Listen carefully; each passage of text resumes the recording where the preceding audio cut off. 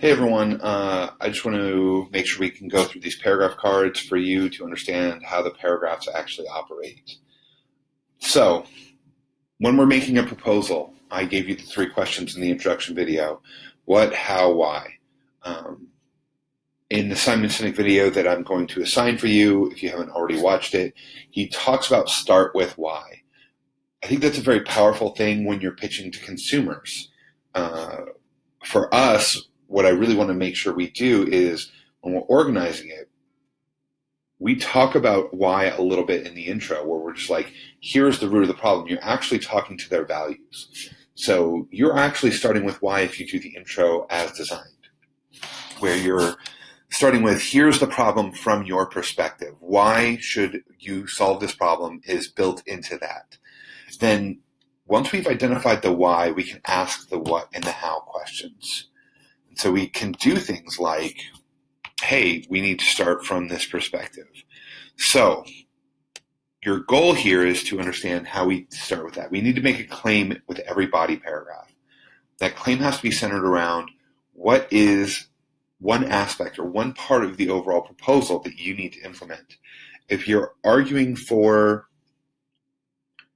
something like, we need a new program, okay, well, what goes into that program? If you've done your research and you're like, oh, well, we have these 5 other studies that say that this really worked well, that's awesome. But what does each one of those studies show us we need to do in real time?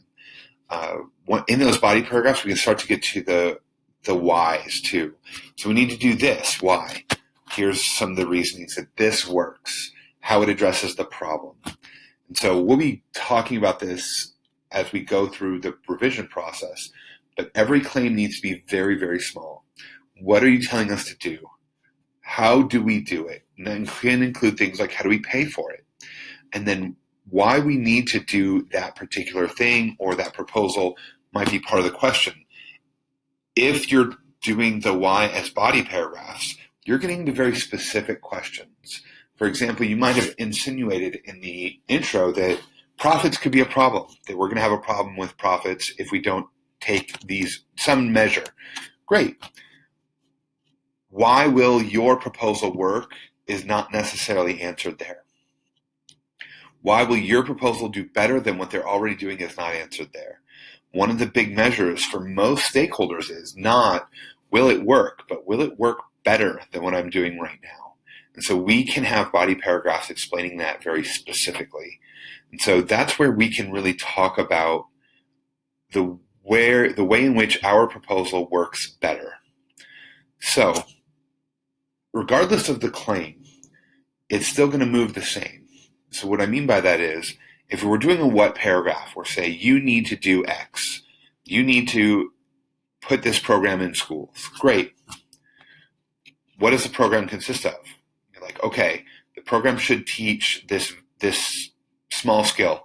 Okay. How do we teach it? And you say, well, here's a study that says that when we teach this skill, this is what happens. Great. You might have to talk about how it works. How do we pay for it? How does it operate? So you would make a paragraph about how this solves the problem. So you might say that something like, oh, well, teaching kids X has this effect, going back to our cause and effect paper that preceded this. Then you use evidence and discussion to make sure you drive that point home. Something I'm seeing, regardless of the class that I teach, amongst all introductory writing students, is a lack of discussion. Remember that your discussion here is super important. What I mean by that is, your topic sentence makes a claim about how the proposal works, but your discussion actually ties everything together. And I'm going to show you this in our peer review and our modeling sections. But I wanted to give you guys a sense of how this worksheet was supposed to work. So as you're doing research, or as you have done research, you'll identify small claims. You'll say, oh, well, we need to have this lesson taught in our schools. Or, oh, well, businesses need to do this very specific thing. Great. From there, you provide evidence.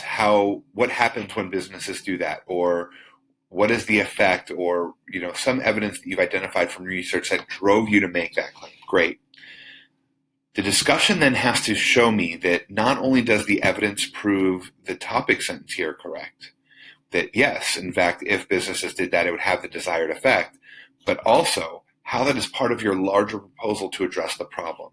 And again, getting back to measures of success for the business or the people you're talking to.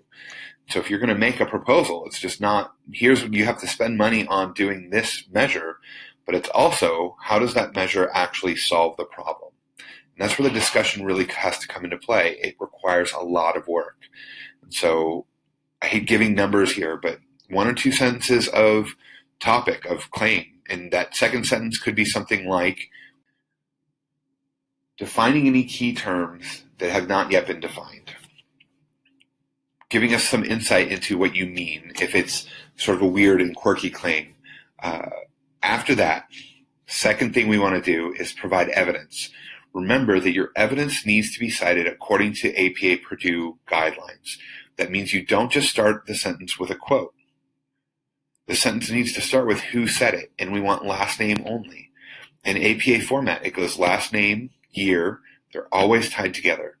I would like direct quotes. The reason is that in a proposal, you have to take time and situate their evidence within your argument. We've sort of touched on this a lot, but direct quotes are meant to be analyzed. When you're not directly quoting, you're just saying that this was said versus how it was said and why it said matters for us. So that's where we need you guys to be.